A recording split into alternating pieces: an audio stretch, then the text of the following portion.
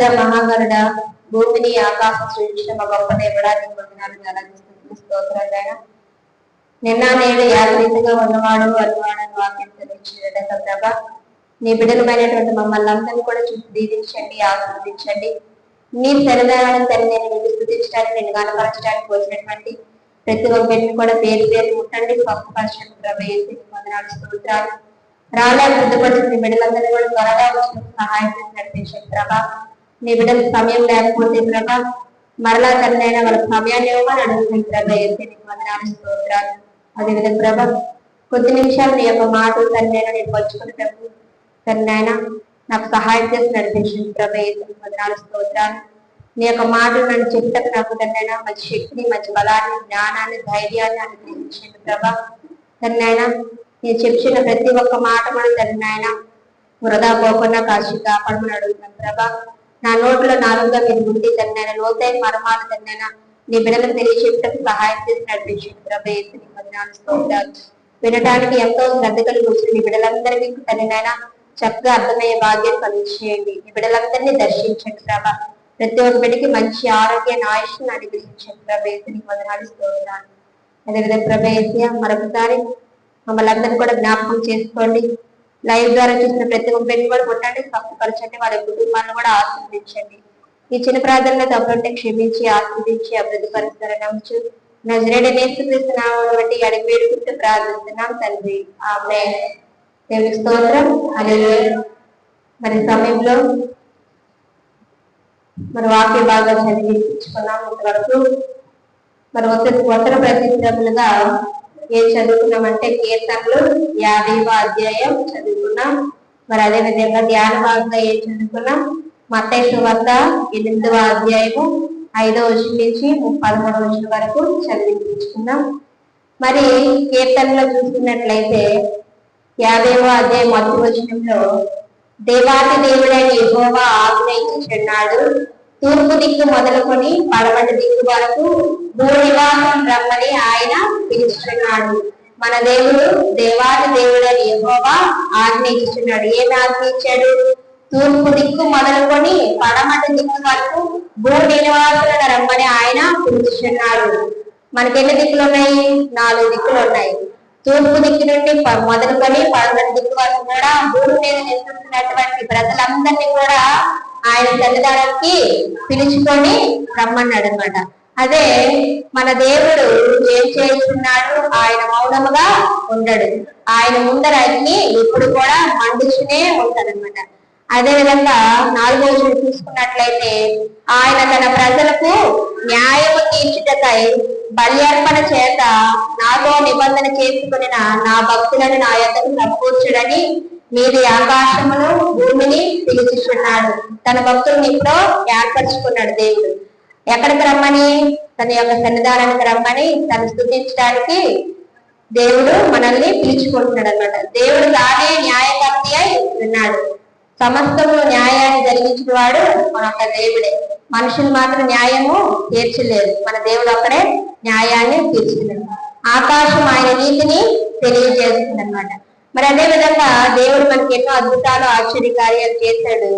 మన జీవితాల్లో మనకి ఎన్ని బాధలు వచ్చినా, ఎన్ని వేదనలు వచ్చినా మన దేవుడు మనకున్నటువంటి సమస్యలన్నింటినీ కూడా తీర్చాడు. అదే మన ధ్యాన భాగం చదువుకున్నట్లయితే మత్తయి సువార్త 8వ అధ్యాయము 5 నుండి 13 వచనాలు చదువుకున్నాము. మరి మొదటి వచనంలో ఏం చేశారంటే అది కుష్ఠరోగం గురించి మనము కొన్ని ఫస్ట్ దినాలు చెప్పుకున్నాం. కుష్ఠరోగము అయితే వారికి ఒక కుష్ఠరోగి ఏమో దేవుడి దగ్గరికి వచ్చి, దేవుడా నాకు కుష్ఠరోగం ఉంది, నన్ను బాగు చేయని చెప్పి దేవుణ్ణి వేడుకున్నాడు. దేవుడు ఏం చేశాడు? ఆ కుష్ఠరోగాన్ని తొలగించాడు. అయితే అదే కింద వచనంలో 5వ వచనంలో ఏం చెప్తున్నాడంటే, చదవండి ఒకసారి. ఆయన కపెర్న భూమిలో ప్రవేశించినప్పుడు ఒక శతాధిపతి ఆయన యొద్దకు వచ్చి, ప్రభువా, నా దాసుడు పక్షవాయువుతో మిగుల బాధపడుచు ఇంటిలో పడి ఉన్నాడని చెప్పి ఆయనను వేడుకొనను. ఇక్కడ ఏం చెప్తున్నాడంటే ఆయన కపెర్నహూములో ప్రవేశించినప్పుడు, కపెర్నహూము అంటే ఒక పట్టణం అవ్వచ్చు, ఒక ఊరు అవ్వచ్చు, అక్కడ ప్రవేశించేటప్పుడు ఆయన కొండ మీద నుండి దిగి వచ్చి ఫస్ట్ ఎవరిని స్వస్థపరిచాడు? కుష్ఠరోగాన్ని బాగు చేశాడు. అదే కపెర్నహూములో ప్రవేశించినప్పుడు ఒక శతాధిపతి ఆయన యొద్దకు వచ్చాడు. ఎవరు వచ్చారంట? శతాధిపతి ఎవరి దగ్గరికి వచ్చాడు? దేవుడి దగ్గరికి వచ్చి, ప్రభువా, నా దాసుడు పక్షవాయువుతో మిగుల బాధపడుచు ఇంటిలో పడి ఉన్నాడని చెప్పి ఆయనను వేడుకున్నాను. ఏం బాగలేదు అతనికి? పక్షవాయువు వచ్చింది. ఎవరికి? శతాధిపతి దాసుడు. శతాధిపతి దగ్గర చేసినటువంటి కూలివాడికి పక్షవాయువు వచ్చింది. అర్థమవుతుంది ఏమైనా మాటలు? అతనికి ఏమొచ్చింది? పక్షవాయువు వచ్చింది. నా దాసుడు ప్రభువా, నా దాసుడు పక్షవాయువుతో చాలా బాధపడుచున్నాడు, మంచం మీదే ఉన్నాడు, తను మిగుల బాధపడుచు ఇంటిలోనే పడి ఉన్నాడని చెప్పి ఆయనను వేడుకొని, ఏసు ఏమంటాడంట? దేవుడు ఏసు, నేను వచ్చి వాని స్వస్థపరచదనని అతనితో చెప్పగా, ఆ శతాధిపతి ప్రభువా, నీవు నా ఇంటిలోనికి వచ్చేటప్పుడు నేను పాత్రుడిని కాను, నీవు మాట మాత్రము సెలవిమ్ము, అప్పుడు నా దాసుడు స్వస్థపరిచాడు. దేవుని స్తోత్రం. ఇక్కడ ఏం చెప్తున్నాడంటే, ఆ శతాధిపతి దేవుని దగ్గరికి వచ్చి నా దాసుడు పక్షవాయువుతో బాధపడుతున్నాడు అని చెప్పి యేసుని వేడుకుంటాడు. దేవుడు ఏం చెప్తాడు? యేసు, నేను వచ్చి వారిని స్వస్థపరిచేది నేను అతనితో చెప్పగా, ఆ శతాధిపతి ఏంటంటాడు? దేవుడే వచ్చి అతని దగ్గరికి వచ్చి స్వస్థపరిస్తే నేను చెప్తాడు. శతాధిపతి ఒప్పుకోడు. ప్రభువా, నీవు నా ఇంట్లోకి వచ్చేటప్పుడు నేను మాత్రం పాత్రను మాత్రం కాదు, నీవు మాట మాత్రమే సెలవివ్వు, నా దాసుడు స్వస్థపరచబడతాడు అనని శతాధిపతి దేవుణ్ణి వేడుకుంటాడు అనమాట. నేను కూడా అధికారములకు లోబడిన వాడును, నా చేతి కింద సైనికులు ఉన్నారు, అధికారంలో ఉన్నటువంటి వాడు దేవుణ్ణి ఇంటికి రావద్దని చెప్పాడు. నా కింద చాలా మంది సైనికులు ఉన్నారు, నేను ఒకరిని పొమ్మంటే పోతారు, ఒకరిని రమ్మంటే వస్తారు, అలాంటిది దేవుడా నువ్వు నా దగ్గరికి రాకు, నువ్వు మాట మాత్రమే సెలవివ్వు, నా దాసుడు స్వస్థపరచబడతాడని ఎవరికి చెప్తాడు? యేసు ప్రభువు శతాధిపతికి చెప్తాడు. అయితే ఇక్కడ ఏమంటున్నాడంటే, యేసు ఈ మాట విని ఆశ్చర్యపడి వెంట వచ్చుచున్న వారిని చూచి, ఇశ్రాయేలులో ఎవరికైనాను నేనింత విశ్వాసం ఉన్నట్టు చూడలేదని నిశ్చయముగా మీతో చెప్పుచున్నాను. అతని మాటకి, ఆ శతాధిపతి చెప్పిన మాటకి దేవుడిని మాత్రము తన ఇంటికి మాత్రము చేర్చుకోలేదు. ఎందుకంటే నేను అధికారంలో ఉన్నాను కాబట్టి, నేనే ఒకరిని పొమ్మంటే పోతారు, రమ్మంటే వస్తారు, దేవుడా మీరు వద్దు నా వెనకాతల అని చెప్పి ఎవరు? శతాధిపతి ఏమో యేసుకి చెప్తాడనమాట. అయితే నువ్వు మాట మాత్రమే సెలవివ్వు, నా దాసుడు స్వస్థపరుస్తాడు, ఆ పక్షవాయువు మొత్తం పోతుందని చెప్తాడనమాట. అయితే ఆ దేవుడు ఆ శతాధిపతి మాటలకి ఆశ్చర్యపడతాడు అనమాట. ఇక్కడ చదవండి అమ్మా ఒకసారి. యేసు 10వ వచనం. యేసు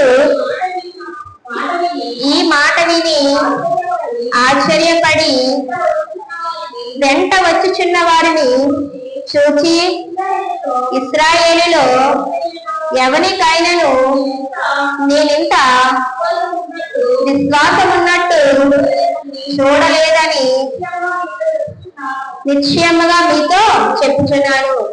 అయితే యేసు అతను చెప్పిన మాటలకి ఆశ్చర్యపడి, ఇంత విశ్వాసము నేను ఉన్నట్టు ఎక్కడా చూడలేదు, నీ దగ్గర ఇంతమంది సైనికులు ఉన్నారు కదా, నీ వెనకాల నువ్వు పొమ్మంటే పోతున్నారు, రమ్మంటే వస్తున్నారు, ఎంత విశ్వాసం నేను ఎప్పటికీ చూడలేదు, నేను నా యందు కూడా మీరు చాలా విశ్వాసం ఉంచుతున్నారని దేవుడు ఇక్కడ ఆశ్చర్యపడి చెప్తున్నాడు అనమాట.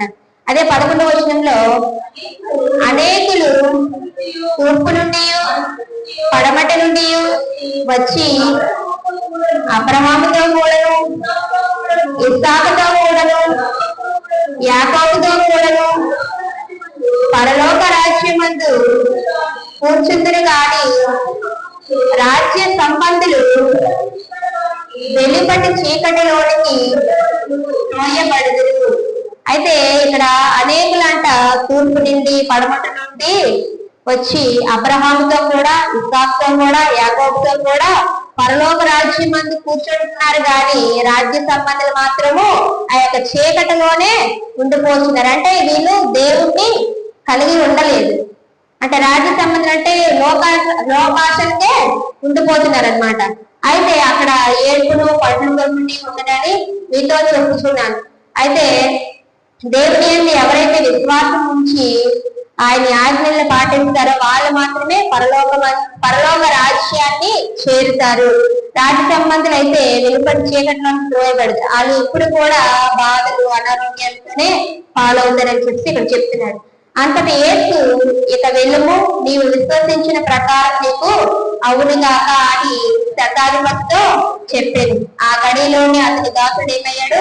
స్వస్థత పొందాడు. దేవుని స్తోత్రం. మన దేవుడు మనం అడిగితే ఇచ్చే దేవుడు.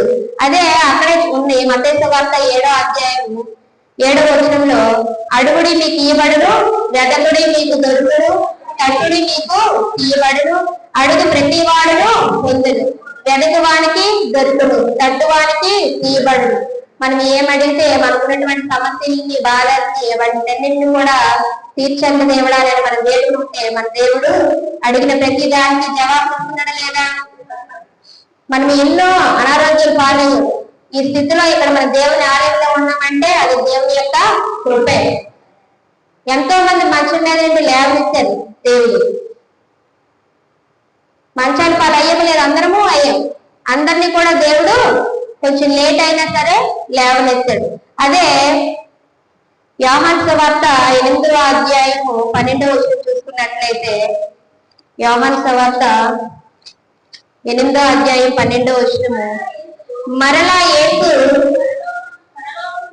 నేను లోకమునకు వెలుగును, నన్ను వెంబడించువాడు చీకటిలో నడవక జీవము వెలుగు కలిగి ఉండినని వారితో చెప్పాను. దేవుడు ఏం చెప్తున్నాడట? నేను లోకములకు వెలుగును, నన్ను వెంబడించి వాడు చీకటిలో ప్రవేశింపడు, జీవము వెలుగు మాత్రమే కలిగి ఉంటాడు. నా యందు ఎవరైతే విశ్వాసం ఉంచి నా యందు నడుస్తారు, నా త్రోవల యందు నడుస్తారో వాళ్ళకి మాత్రమే పరలోక రాజ్యంలో చోటు ఉంటది.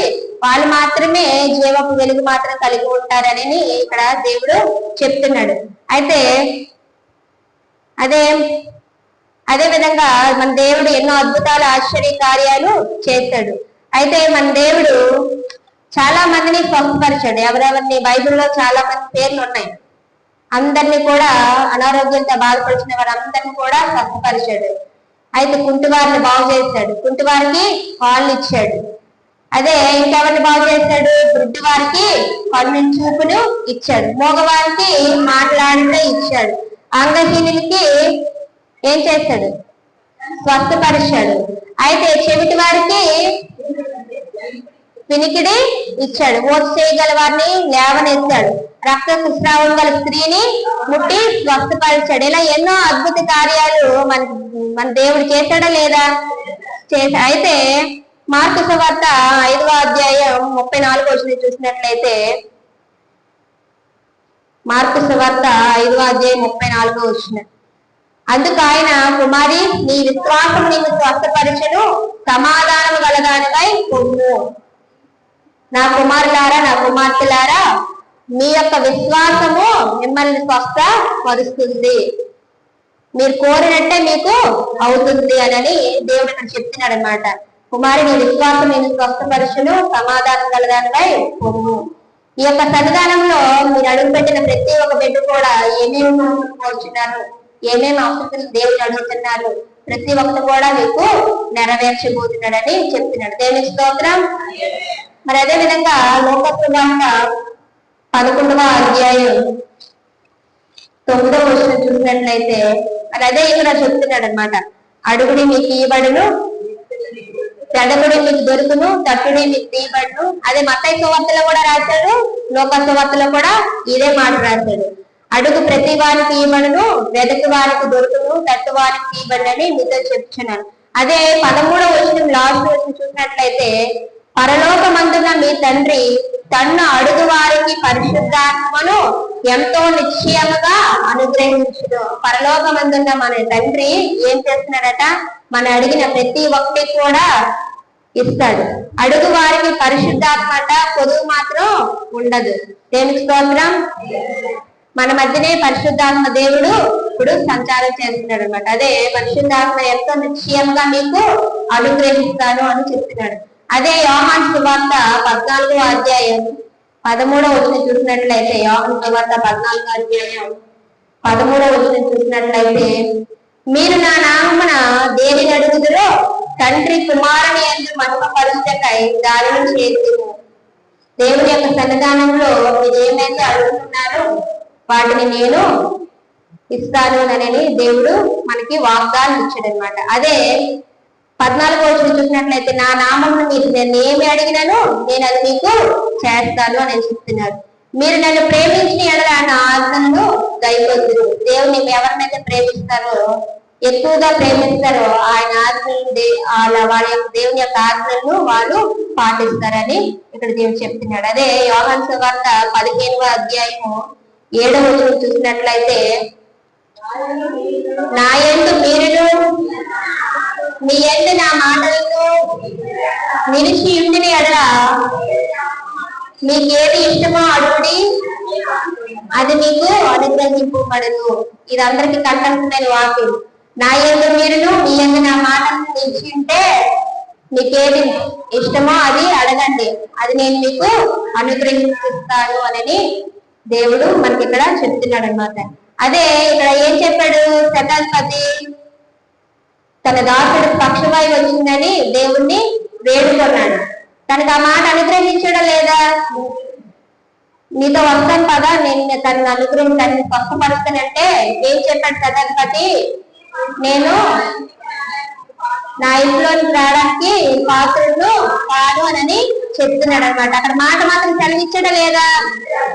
అయితే నా యందు మీరు నీ యందు నా మాటలు ఉంచుంటే మీకు ఏది ఇష్టమో అడగండి, అది మీకు అనుగ్రహించబడుతుంది అని దేవుడు ఇక్కడ చెప్పాడు. అది చెప్పింది చేశాడా లేదా? అయితే అదే లోకాసు వార్త 11వ అధ్యాయము 28వ వచనం చూసినట్లయితే ముగించుకుందాం. లోకాసు వార్త 11వ అధ్యాయము 28వ వచనం, ఆయన అవును గాని దేవుని వాక్యము విని దానిని గైకొని వారు మరి ధన్యులని చెప్పారు. దేవుని స్తోత్రం.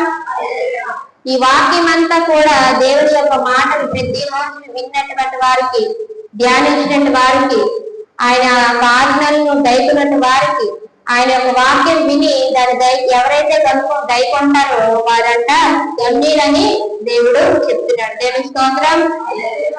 దేవుని వాక్యాన్ని మేము ఎప్పుడు కూడా వినాలి, మర్చిపోకుండా ఉండాలి. ప్రతిరోజు ఒక వాక్యాన్ని మన హృదయంలో మనం పెట్టుకుంటే దేవుని మన హృదయంలో మనము భద్రపరుచుకున్నట్టే, మన దేవుణ్ణి మనము దాచుకున్నట్టే, మనలో దేవుడు ఉన్నట్టే.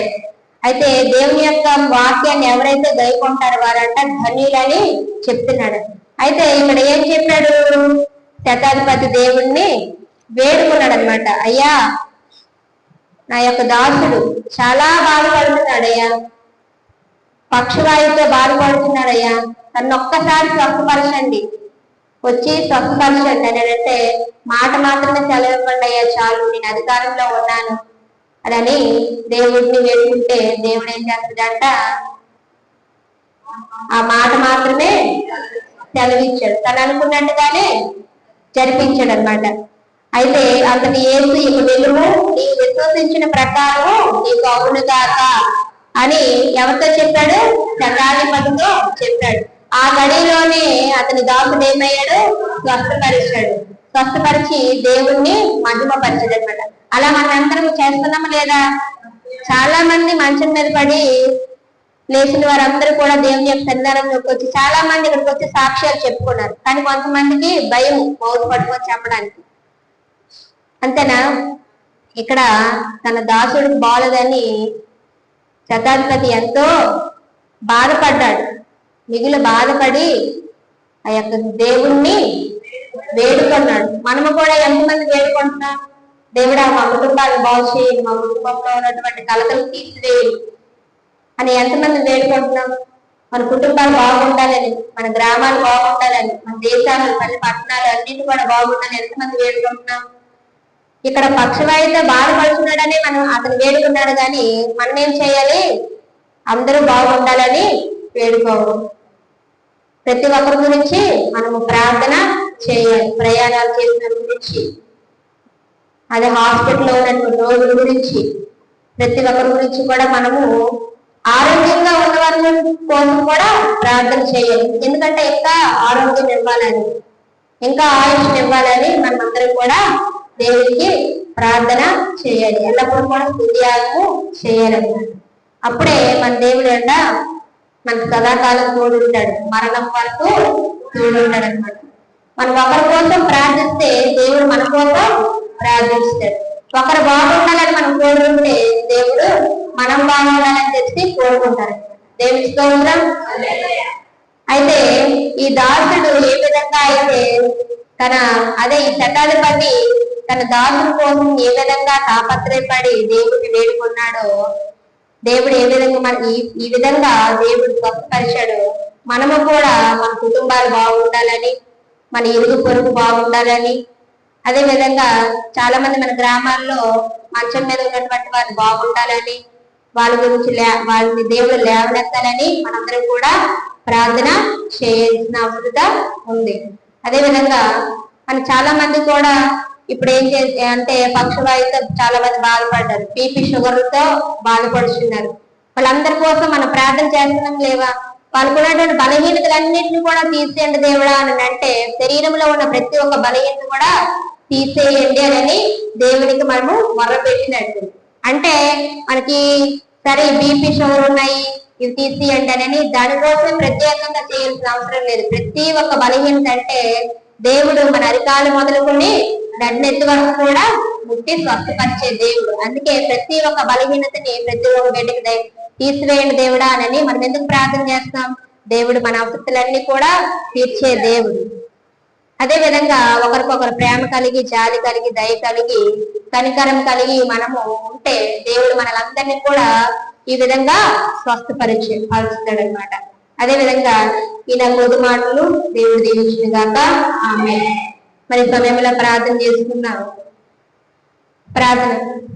ప్రేమ తండ్రి, కృపగల మా నాయన, సర్వశక్తి సంపూర్ణుడా, మీకు వందనాలు, వేల స్తోత్రాలైనా తెలుగుదైనా ఈయన కొద్ది మాటలు నేను తండ్రైనా ఈ బిడ్డలతో పంచుకుని ప్రభా, నేను అందులో ఏమైనా తప్పుంటే నేను క్షమించమని అడుగుతున్నాను ప్రభా. అయితే నీకు వందనాలు, స్తోత్రాలు. అదేవిధంగా ప్రభా, విన్నటువంటి ప్రతి ఒక్క బిడ్డకి తండ్రైనా మంచి ఆరోగ్యాన్ని, ఆయుష్ని అనుగ్రహించండి. వారి కుటుంబంలో ఉన్నటువంటి కలతలు, బాధలు, వేదనలు, శోధనలు అన్నింటిని కూడా తీసివేయండి ప్రభా. నీ బిడ్డలు ప్రతి ఒక్క పరిపాటలో కూడా సహాయం చేసి నడిపించండి ప్రభా. అయితే నీకు వందనాలు, స్తోత్రాలు. నేను వాళ్ళ పనులకు వెళ్ళిట్లో తోడుగా నీడుగా ఉండండి ప్రభా. వెళ్ళి వచ్చిట్లో సహాయం చేసి నడిపించండి ప్రభా. అయితే నీకు వందనాలు, స్తోత్రాలు. ఒకరికొకరు ప్రేమ కలిగి తండ్రి, దయ కలిగి, చాలి కలిగి, తండ్రి కనికరం కలిగి ఉండే భాగ్యాన్ని కలిగి చేయండి ప్రభా. అయితే నీకు వందనాలు, స్తోత్రాలు. ప్రతి ఒక్క కుటుంబాన్ని కూడా దర్శించండి ప్రభా తండ్రినైనా. అదేవిధంగా ప్రభా అయితే ప్రతి ఒక్క బిడ్డ కూడా తనని ఆరోగ్యంగా, క్షేమంగా ఉండే భాగ్యాన్ని కలిగి చేయండి ప్రభా. అయితే నీకు వందనాలు, స్తోత్రాలు.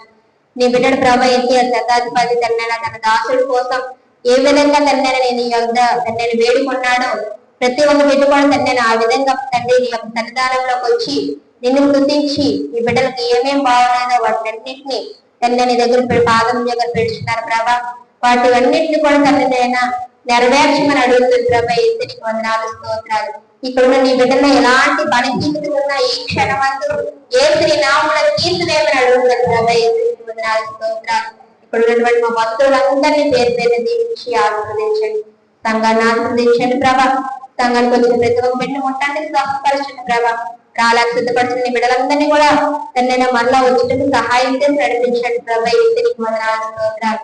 గ్రామంలో ఉన్నటువంటి బలహీనలందరినీ బలపరచండి ప్రభా. అయితే మంచాలపై ఉన్నటువంటి వాళ్ళందరినీ లేవనెత్తమని అడుగుతుంది ప్రభా. అయితే నీకు వందనాలు, స్తోత్రాలు. తనని తలయారు చిన్నాన్ని ఒకసారి జ్ఞాపకం చేసుకోండి ప్రభా. నీ బిడ్డను తనని లేవనెత్తమని అడుగుతాను ప్రభా. అయితే నీకు వందనాలు, స్తోత్రాలు. తనైనా పక్షవాయువు గలవారిని ఏ విధంగా తనైనా నువ్వు స్వస్థపరిచావో నీ బిడ్డను ఆ విధంగా స్వస్థపరచమని అడుగుతాను ప్రభా. ఏసీ నీకు వందనాలు స్తోత్రాలు. కుంటి వారిని, చెవిటి వారిని, మూగ వారిని, అంగహీనుల్ని తండ్రి నాయన, అదే విధంగా ప్రభా ఏసీ ప్రతి ఒక్క వర్క్ చేయగల వారిని అందరినీ కూడా తండ్రి బాగు చేసిన గొప్ప దేవుడు ప్రభా ఏసీ. ప్రతి ఒక్క బిడ్డకి ఎలాంటి బలహీనతలున్నా తండ్రి ఈ క్షణమంతా నీ సన్నిధానంలో తండ్రి తీసివేయమని అడుగుతాను ప్రభా ఏసీ నీకు వందనాలు స్తోత్రాలు. తండ్రి అదే విధంగా తండ్రి నేను కాపురగా ఆశీర్వదించండి ప్రభా. తనకు మంచి ఆరోగ్యాన్ని అనుగ్రహించండి. తనకు చక్కనైన చూపు వచ్చినప్పుడు సహాయం చేసి నడిపించండి ప్రభా ఏసీ వందనాలు స్తోత్రాలు. ఆ కుటుంబం దాన్ని జ్ఞాపకం చేసుకుని ప్రభా. ఆ కుటుంబంలో ప్రతి ఒక్క పెట్టుకుంటే స్వస్థపరచండి. నన్ను నా భర్తని జ్ఞాపకం చేసుకోండి. నీ యొక్క పనికి వచ్చే పాత్రగా వాడుతున్నందుకు నీకు వందనాలు స్తోత్రాలు తండ్రి. మా కుటుంబం కోసం ప్రార్థన చేసినటువంటి ప్రతి ఒక్క బిడ్డని ఆశీర్వదించండి ప్రభా ఏసీ నీకు వందనాలు స్తోత్రాలు. అదేవిధంగా ప్రభా ఏసీ ఈ యొక్క ఆరాధన కార్యక్రమం మీరు సహాయం చేసి నడిపించినందుకు నీకు వందనాలు స్తోత్రాలు తండ్రి. మిగతా ఉన్నటువంటి ఆరాధన సహాయం చేసి నడిపిస్తారని ఏసుక్రీస్తు నామమును బట్టి అడిగినటువంటి ప్రార్థిస్తున్నాం తండ్రి. ఆమేన్.